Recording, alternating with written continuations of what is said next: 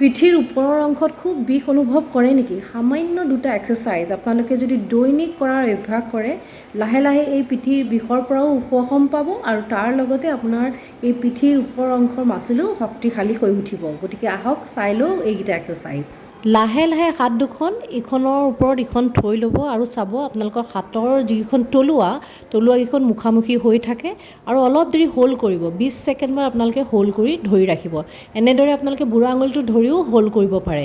এইটো এক্সাৰচাইজ যেতিয়া আপোনালোকে কৰিব, পিঠিৰ পিছফালৰ মাচলখিনি ষ্ট্ৰেছ হয় আৰু লাহে লাহে আপোনালোকৰ যি বিষ অনুভৱ কৰিছিলে ই কমি আহিব। নেক্সটটো এক্সাৰচাইজৰ কাৰণে আপোনালোকে এনেদৰে হাতখন ওপৰলৈ প্ৰথমতে ঠেলি ল'ব, তাৰপিছত এফালে বেকা হৈ অলপ দেৰি হোল্ড কৰিব। অলপ দেৰি আপোনালোকে মনতে 20 ছেকেণ্ড কাউণ্ট কৰিব আৰু হোল্ড কৰি ৰাখিব। প্ৰথমতে হাতখন ওপৰলৈ ঠেলি ল'ব আৰু লাহে লাহে এফালে আপোনালোকে বেকা হৈ এই পজিশ্যনটো হোল্ড কৰিব।